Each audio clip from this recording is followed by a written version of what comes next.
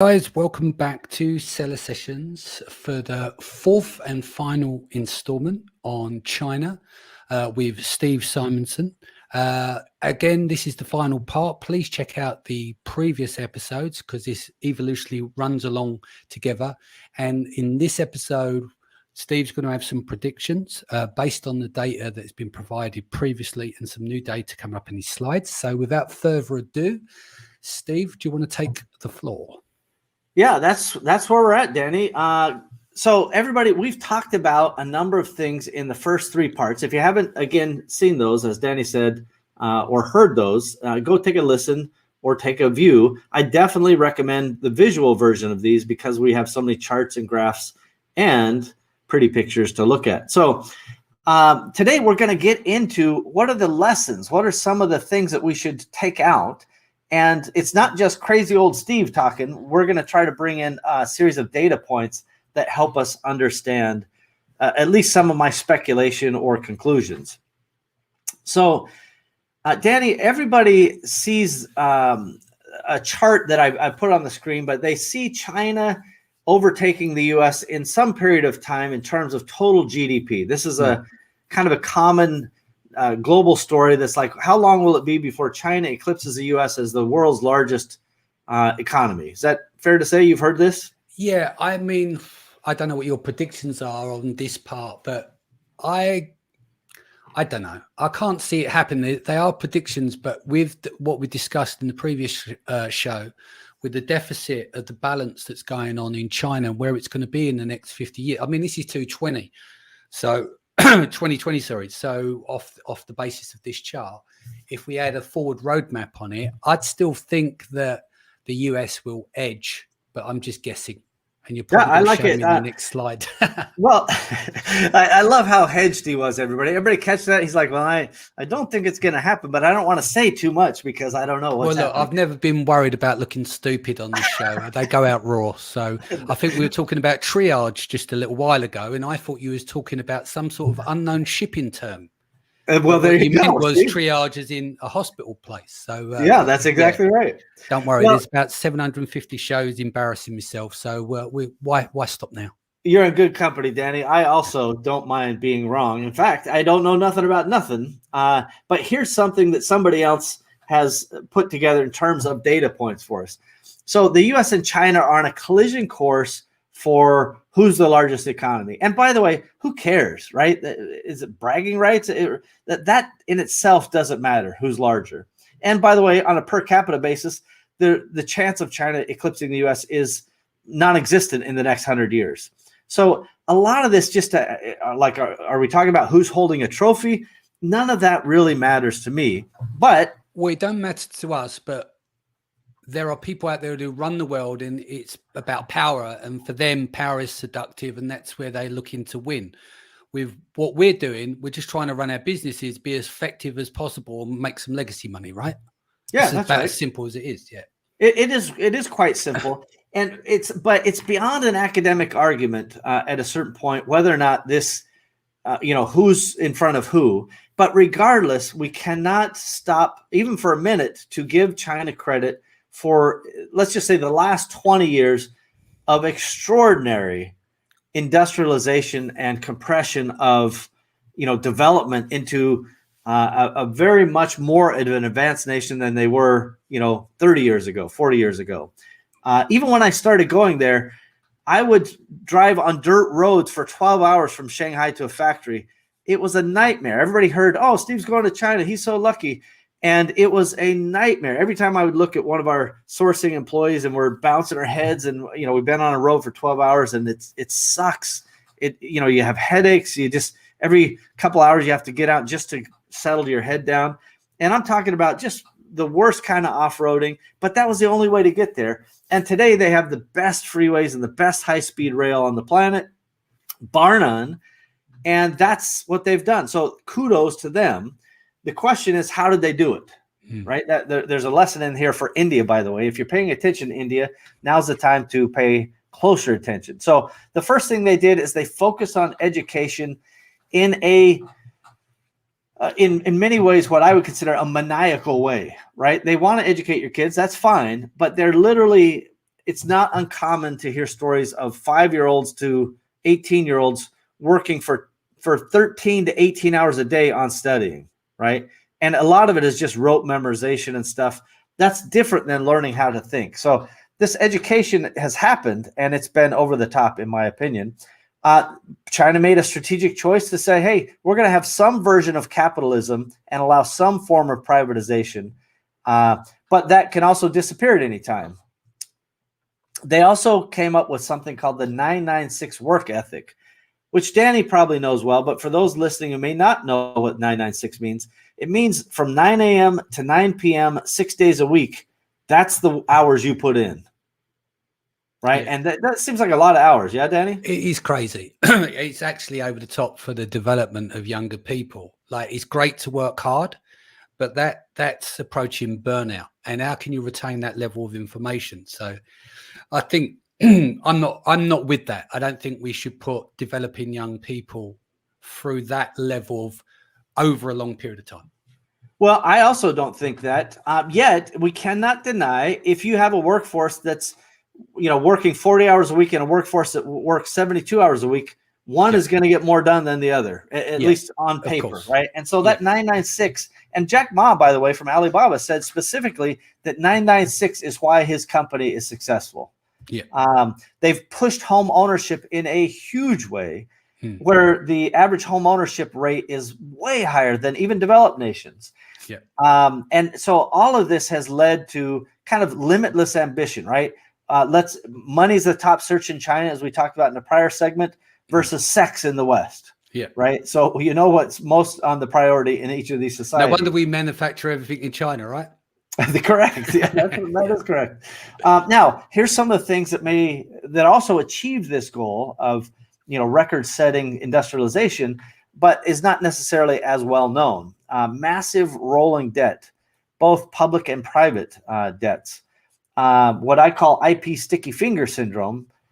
China's well known for kind of basically stealing technology, stealing intellectual property, copying other people's stuff. And whether that's right or wrong in a Chinese culture, it's wrong in a Western culture, and it leads Western cultures to be less trusting of China-based companies when it comes to partnering up and so forth.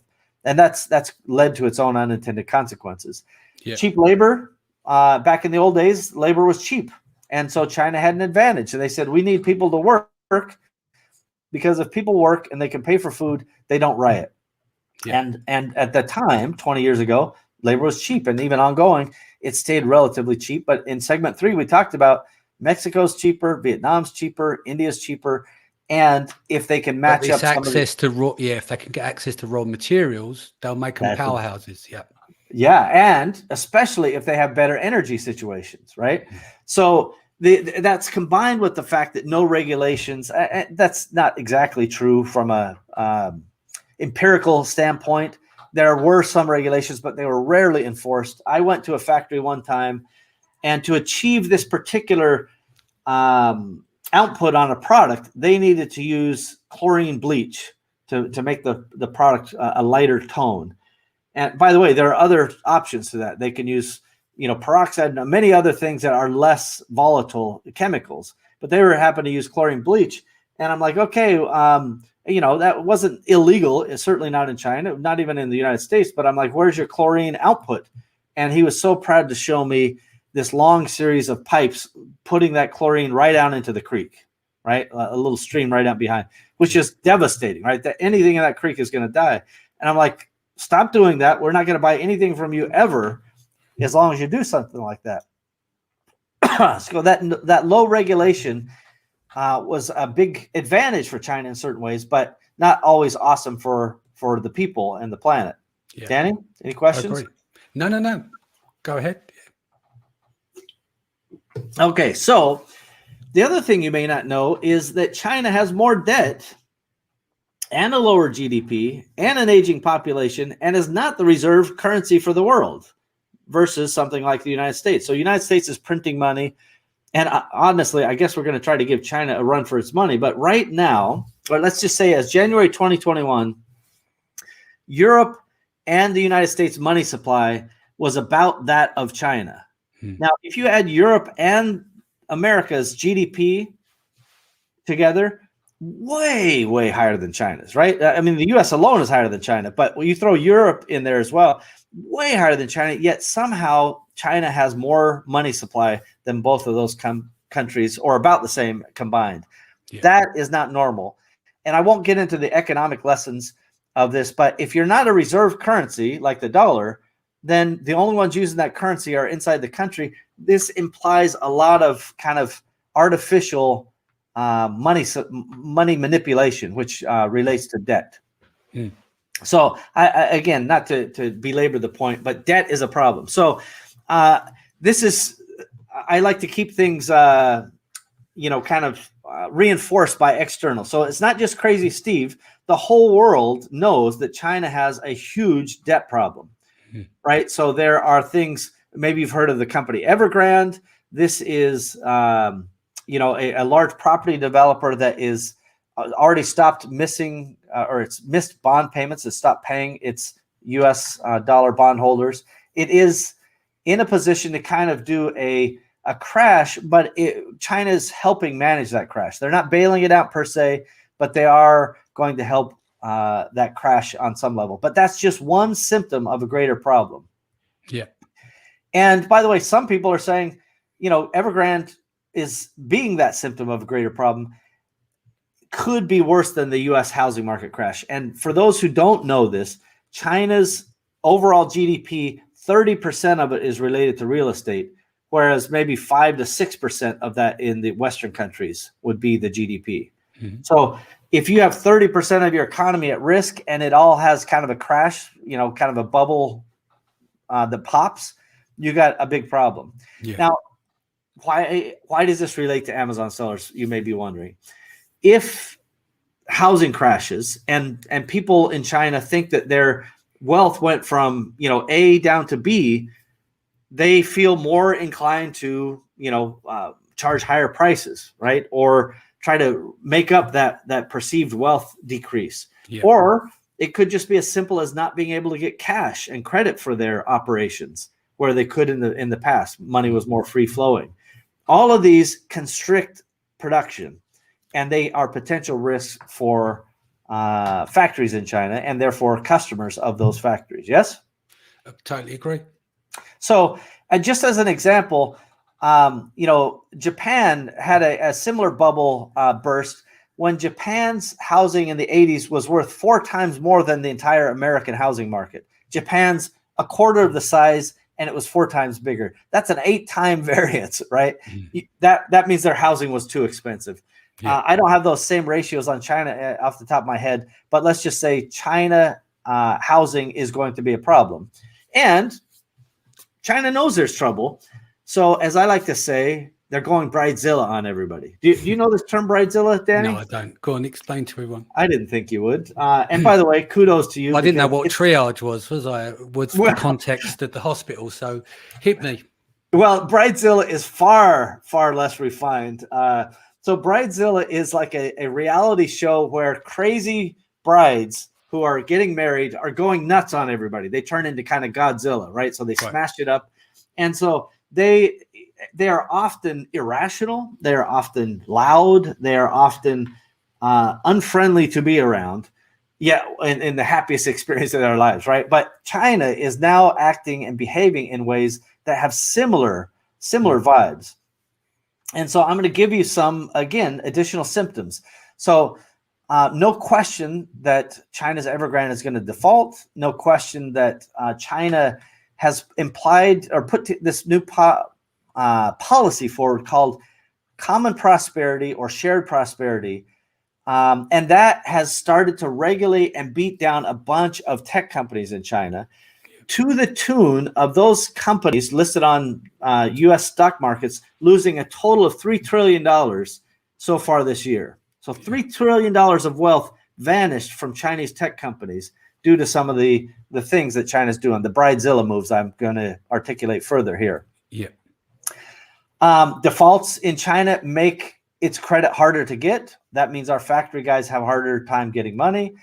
And everybody who's on the top of the food chain in China monetarily and financially are running for cover, right? Because this common prosperity is coming for everybody. And at the same time, factory activity is contracting in China. Okay. In April, it contracted again in August of 2021. Oh, actually, in August 2021, it contracted for the first time since the pandemic, basically. Right. On top of it all, they can't find enough workers. Right now, there is a high unemployment situation in China because they're outputting a bunch of university students and so forth, but they're still having trouble finding workers. And we'll talk more about that why. So here's a bridezilla move. China has decided that what they call the sissy pants celebrities, the boy bands and some of the, let's just say, softer side of men are not welcome in entertainment and have been banned. K-pop has been banned universally in China. Do you know K-pop, Danny? So you're in the music. Maybe you know this one. No, I'm out the game for a number of years, but no, I've not heard of K-pop. Well, this is deep reference. I mean, I don't remember this from the slides. Sissy Pants celebrates band in China. Yeah, so basically, President Xi said, we don't want boy bands. We don't want sissy pants culture. This is the translation. Basically going, if you have a show that's about war hero men, or you have a show about macho men, or you have a show about anything that President Xi thinks is good, great. But if it's anything that they consider sissy pants, it's banned, not just banned from TV, like you can't make a new show. All of the old stuff has been removed. K-pop, which is Korean kind of boy band pop art stuff. And I can't say I know any of the names, but like all of their social media, every part of them has been deleted from the Chinese internet, like it never existed. And it was huge in China. So this is it's almost like Footloose, where they're like, no more music, no more dancing, right? That's the kind of thing we're talking about. So now, being a little bit in between here with this, so what we're saying is that they don't want their culture to change. They want just manly, masculine men, and they feel like these bands are more feminized. Is that?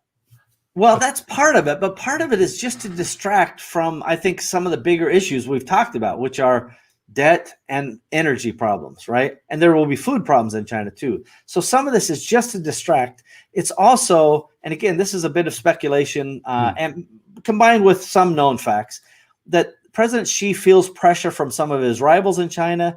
Those rivals, including Deng Xiaoping, the guy who brought us Tiananmen Square, he still exists, the Tiananmen Square guy. But right now, Xi's in power. Even though Xiaoping is not ready to go back into power, he's too old for that. He wants somebody friendly with him, and Xi is not friendly to him. Right. Deng Xiaoping, or I can't pronounce the names very well. Pardon me, everybody. But he was perfectly fine. He's the one who instituted kind of the corruption culture. It's like everybody gets a taste, and it's going to be systemic, and it's going to be beautiful. And his families and his allies all invested in the entertainment business and in the tech business. His grandson, for example, was the first venture capital firm in Alibaba. So tech and entertainment is where the president's enemies are. And if you're a conspiracy theorist, that's the main reason he's doing it. Otherwise, he's just doing it to clean up the culture. Right. Now, to move on, the teachers, on a financial concern, teachers and public servants who get bonuses have been asked, not just asked, they've been demanded to give the bonuses back to the local government. And as an example, this is not like a 2% bonus or a 5% bonus. Many of those bonuses could be the equivalent of the teacher's annual salary. And the government is so focused on getting that money back, they said, we're going to sweep your account on this day. And if you don't have the money in there, you automatically now have a loan due to this bank, and the bank's going to, give that money to the government. So it's like auto loans. This is significant and unprecedented. This implies that local governments, which have, I can't remember the exact amount, something like $8 trillion worth of debt to the local governments, that is pressuring them. And the number one way those provinces make money, Danny, they sell land to the property developers. Right. And we just talked about the property developers in trouble. So we've got a big problem here. So coronavirus continues to be reported throughout China, right? So this is part of this problem. And again, we've talked about, I'm just giving multiple sources in cases of the visual audience here of where the local governments are clawing back bonuses. Now, by the way, China's decided that 996 is not legal. Right. You can't make people work overtime anymore. Steps in to regulate brutal 996 work culture. Exactly. So that's BBC News, isn't it? That looks like BBC. Yeah, it's BBC News. Yeah, that's BBC. But this is widely known, and I'll show you some other examples. And part of what I did is I took things that I knew or assumed, and then I went out and tried to prove them independently. And so the Brookings Institute did a big study about a new thing, which you kind of alluded to earlier, Danny, in the Western cultures, which is the lying flat movement. It's a little different. You talked about in Western cultures, people don't want to go work in assembly lines or factories necessarily. No. They want to work higher up on the food chain. Well, the young millennials in China said, we have no intention of working 996. I'd rather be a food delivery guy and play video games and hang out with my friends. That's what they want to do, right? Yeah. So it's like a peaceful revolution of people just literally lying flat is this movement. And what that means is when they step out of the rat race, when they step out of that as one of the articles that I shared earlier showed, people are having trouble finding workers. This impacts Chinese sellers if they don't have enough labor. And what happens if you have less supply and demand remains high? Price go up. Yeah? Yep. Now, by the way, this is another article that talks about 996. They've declared it illegal policy inside of China. And in further... Would that have something to do with millennials in some level of power and in charge in the government as well that have made it illegal? Well, sorry. I mean, I that's a reasonable point of speculation. I don't know that. My instinct is that it is because that has been part of the tech success that China's cracked down on it. They're also seeing the lay flat movement as a serious productivity problem for the country. Yeah. And so they're saying, you know what? Maybe the people are right. Maybe they shouldn't have to work 9 a.m. to 9 p.m. 6 days a week. Yeah. But the point is, everything that got them there, education, which they're clawing back teacher bonuses, property development, home ownership, that's in trouble. Right now, 996 work culture, all of these things are being attacked. And teachers who offer tutoring after hours are now being fired. Yeah. By the way, China has made the tutoring industry illegal to operate as a profit. If they're going to stay in business, they have to be a nonprofit. Wow. So the tutoring industry is massive there. And again, part of that maniacal over-the-top focus on education, they've just destroyed that entire business overnight. Yeah. They've made playing video games for people under 18. You can only play 3 hours a week. Lots and lots of things. So in summary, all right, I won't read all of these out for everybody, but if you're on the video version, you can see a list of things. All of the things that got China where it is: education, 996, kind of capitalism. All of these things are starting to work against China now, and particularly the fact that the debt with Evergrande, Fantasia, and other companies that nobody's ever heard of, there's $12 billion or $12 trillion of bonds that are going to potentially be in default. And that is a bunch of money that will be problematic. So that's not going to be, I'm not saying the world's coming to an end. It doesn't even look like necessarily a Lehman moment, but it means there's going to be a lot of pressure on capital, a lot of pressure on jobs, and there's already pressure on power, as we have discussed. Yeah. All right. So now we'll do some rapid fire stuff here. Because kids can only play video games 3 hours a week, kids are smart. They go rent adult games, right? Game accounts, right? Yeah. Who saw that coming, right? So China now has outsmarted the kids, and they're requiring every single game company to put in facial recognition so the kids can't outsmart the game by just renting an adult account. Can you believe this? I can now, yeah. Yeah. So Evergreen will have profound consequences. They're already defaulting. They have in technicality probably another 2 weeks before they're in legal default, but they have missed their payments. They have 30 days to cure, and it's going to have impact. Biden and Xi met and basically said, we shouldn't go to war. We shouldn't have problems with each other. And in fact, they did a deal for the Huawei executive via Canada that showed some calming of the I don't know, the Cold War mentality, but there's just as many Taiwanese actions that are happening that show problems. Australia is going, hey, WTO, stop letting China step on our necks, right? China forbids right now coal imports and steak and has reduced soy and other imports from Australia, really at great impact to Australia. And Catherine Tai, who's in the picture, if you're on the visual version, she's the U.S. trade representative who is very much putting into place every single one of the Trump trade policies. Now, she's a Biden person, and she's a trade lawyer. She is operationalizing every single Trump policy. So for those who think that Trump policies and tariffs are going to go away, they're not. They're now being operationalized. By the way, Catherine Tai, as a little memo to China, I suppose, her family is from Taiwan. And so if that's not a shout out to China, I don't know what is. And again, she and Biden have met recently, and they agree not to go into conflict. But the commodity boom is what we care about as Amazon sellers. Everything is going higher, right? 13-year highs on inflationary pressures across all commodities. And that is a problem for Amazon sellers. The tech kind of beat down that's happening in China is really, they're positioning as a protecting gig workers, right? Reducing the 996. But the tech was one of the most successful parts of China. And that's also been under attack from the common prosperity or shared prosperity movement. Right. All of this means supply chain is more and more difficult. China is taking English out of a bunch of schools, which was part of their success in getting Western countries to buy from them. They seem to be going backwards.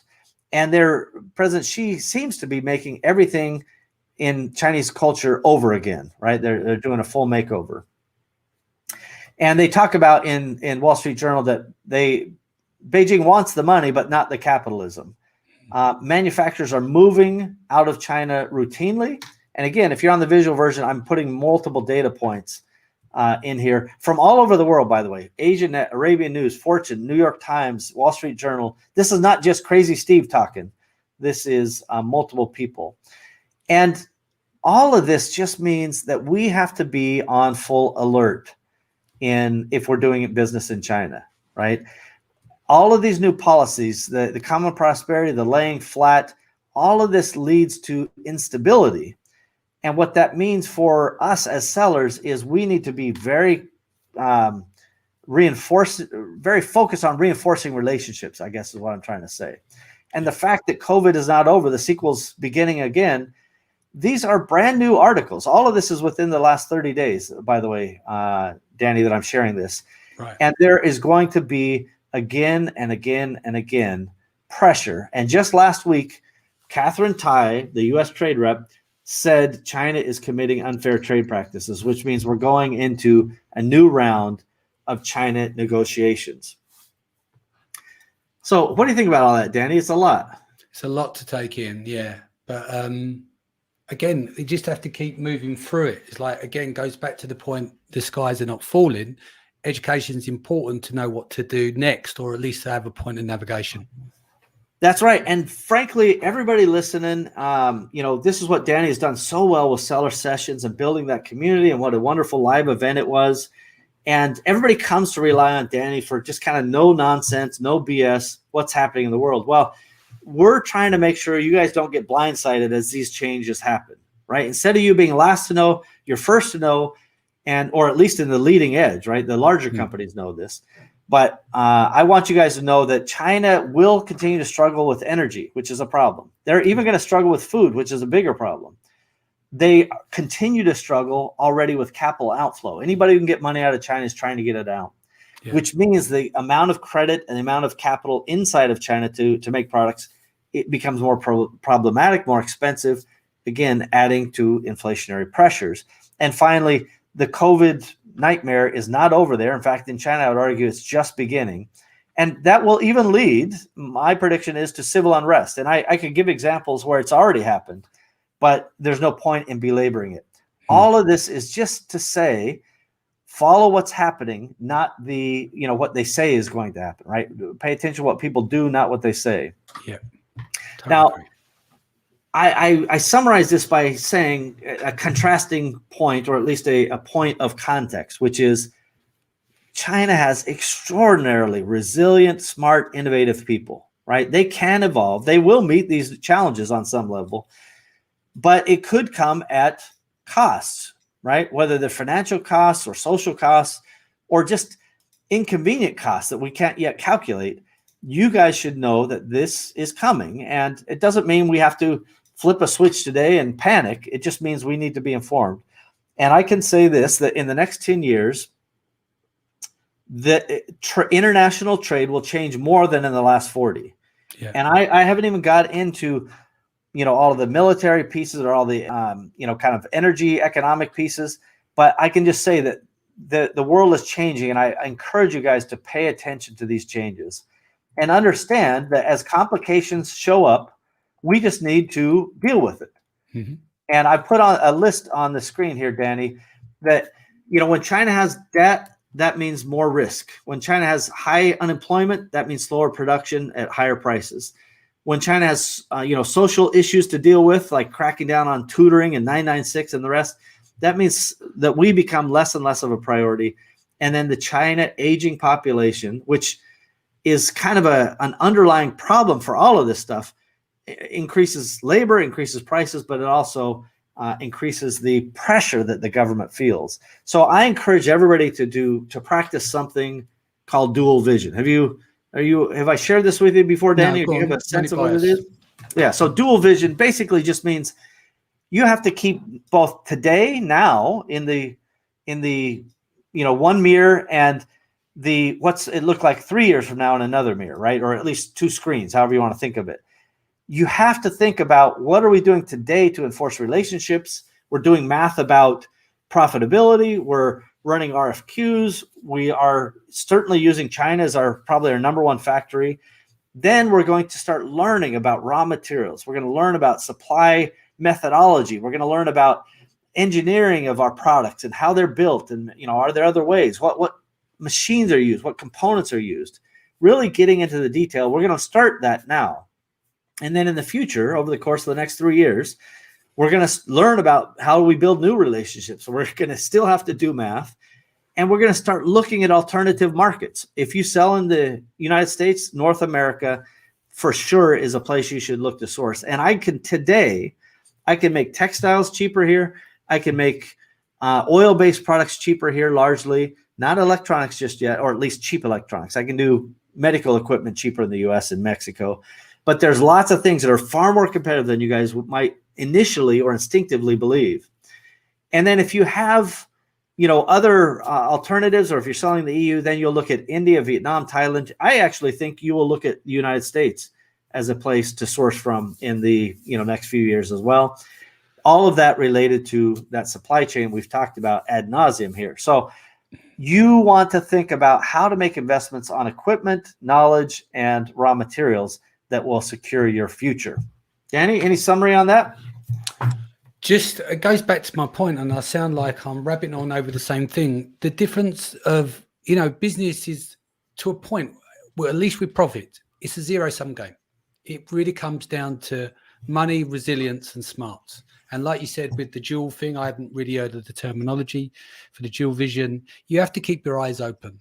And again, this is not scare tactics. This is just education to give you, moving forward. I do understand if you're doing five or six figures and you're like a smaller seller, this will have an impact on you.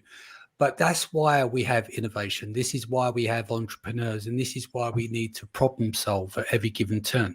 We don't sit here as Steve and I. Steve is a far more successful entrepreneur than me, but I pride myself on solving problems. My job across 3 businesses is to put out fires, and I do it every day. And all it is a learning muscle. Like, even with my wife, can't believe with everything that's going on and the chaos around you, and you're still calm. You learn that. You don't start that at day one. What happens, you have a small problem. It gets larger, and larger. And all what happens is there's zeros that get added to the end of it, but it's relative to your position of where you are at, right? So if you're doing 5 to 6 figures, that's going to be an impact on you. If you're doing 7 figures, it's an impact on you. If you do 8 figures, it doesn't really matter till it's just relative to your position. The most important thing is you focus, you stay calm, you get the job done. At the end of the day, with success, right? Success is just rented, and the rent is due every day of the week. And as an entrepreneur, the burden of performance is always on you. If you remember that the sole accountability comes down to you, you have less problems, because what you do is you get up every day and you just get on with it.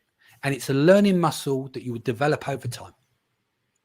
Well, I really, really agree with that. The conditioning of an entrepreneur is just in the real world of problem solving. And so that muscle you're talking about is precisely what needs to be developed. And the kind of intellectual curiosity that, why are things happening? If your supplier calls you and says the shipment's late, you don't hang up the phone and go, gosh, darn, sorry, that's late. You figure out why. You need to drive the why through every part of your business until you understand the why. Once you do, that helps you say, well, I can solve this problem by doing this or that. And no matter your size, if you're super small, maybe you start thinking about, maybe I'll just develop a product in Mexico to begin with. And again, you can feel free to go to Empowery and they will refer somebody to you at no cost to you. I have no, incentives to do that, but they will be able to help you build something in Mexico from the get-go instead of starting in China. I still use China, just to be clear. We use China every single day. But we continue to try to move away and try to reduce our reliance on a less stable place. Yep. So, Danny, as I led into part one, I mentioned that sopbox.co, which is one of my company divisions under Parsimony, has a free demo. If people want to check out how to manage your standard operating procedures, SOPs, they go to sopbox.co, check out the free demo. There's a 75% lifetime exclusive offer. So you get a 75% off coupon. SOPbox Beta, all in caps, 75 is the coupon code. And you guys can go check that out. I think it's critical to our business to have these SOPs available for a global workforce. And even if they don't use SOPs every day, they all know where they are. It's searchable. It really is something that I find value in. So that's really it for me today, Danny. I appreciate you hosting and taking the time. And I appreciate everybody who's listening, trying to get educated. Hopefully you listen to all 4 parts of our mini series. Indeed. And if you're listening via my platform, make sure you go and subscribe to Steve's podcast as well. Steve, thank you for coming on today. And obviously the preceding episodes that we've done. It's been fascinating. I've learned a lot from this. As we said, a lot of people from Seller Sessions see it as one of the standout presentations as well. But again, it's timely and it's important to get it out there. So thank you for sharing so freely. Happily to do it. I love entrepreneurs. Indeed.